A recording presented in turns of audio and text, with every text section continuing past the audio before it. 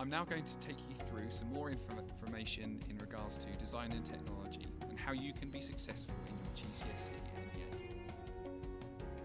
I'm going to go through a quick guide to the NEA, and this is going to include what is the NEA, why do you do an NEA, and I'm going to show you an example of an NEA portfolio. So first of all, what is the NEA? The NEA is a large design portfolio. It's completed in chronological order. This means that you'll complete the portfolio live through the explore and research stage, then into the design and develop, then you'll prototype your idea, and then you'll evaluate it. The NEA is based around contexts given by the exam board. You need to take one of these contexts and then narrow it down into a more specific, focused area. The NEA is 50% of your final GCSE.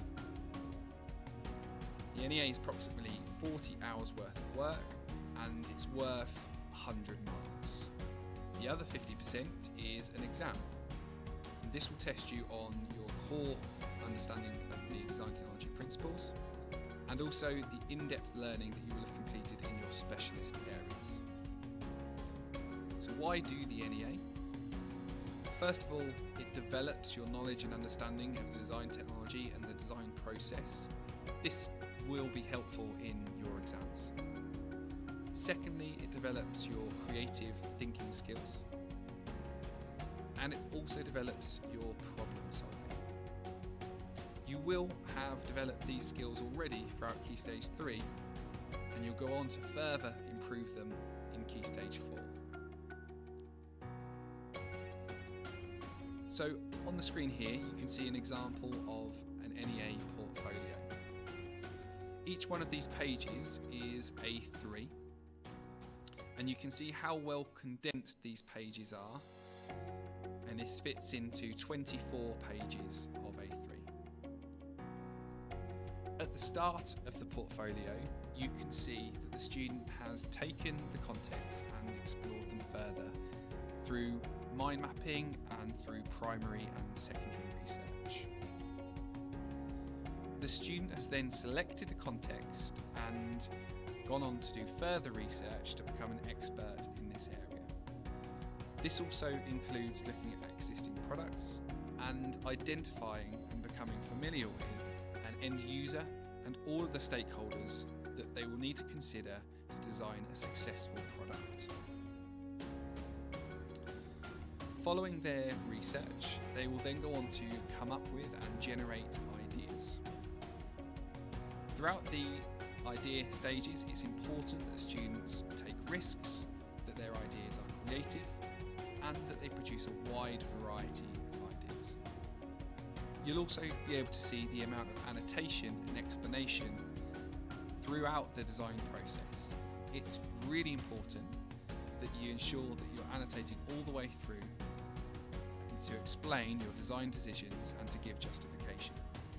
As you're designing these ideas, it's also important that you're keeping in contact with your end user and you're getting frequent feedback to be able to inform the further ideas. You'll then go on to develop one of these ideas numerous times using the iterative design process. This means numerous trial and error. It means you testing lots of different things about your design. This could be the way that it works, this could be the materials that you've used, this could be adding different functions. And along the way you need to be showing that you're being critical and reflective. It's also important that throughout this process you're telling a story. So we encourage you to make sure that on every page you've included a section where you're going through next steps. Once you have developed your idea, you'll then go on to complete your final specification pages. These include final drawings, orthographic drawings, 3D drawings and CAD drawings. It'll also include a cutting list. You'll need to produce one of these in order to get the materials ready to build your final prototype. You will then go on to produce a final prototype using the machinery and the equipment that we have in the Design Technology department. And once you've finished your final prototype, you'll be expected to evaluate your whole project, giving your own opinions on strengths and weaknesses, but also taking into consideration the opinion of third parties, including your end user and all other stakeholders. So some top tips for your NEA portfolio. First of all, talk to others and make sure you're getting other people's opinions. These could be your peers, your end users, or stakeholders. Be clear about what you've talked to, who you've talked to, and how you've taken on board their feedback and opinions. Document everything as it happens. Focus on describing what you did, why you did it, and how it affects your project. And further help and support. Document everything as it happens through the process, as this shows your real-time thinking and thought process. Focus on describing what you did and why you did it, and how you did it affects your project. Attend D&T club on a Wednesday after school in your DT room with your DT teacher. And use resources and guides available, and you can use the link there to help you with that.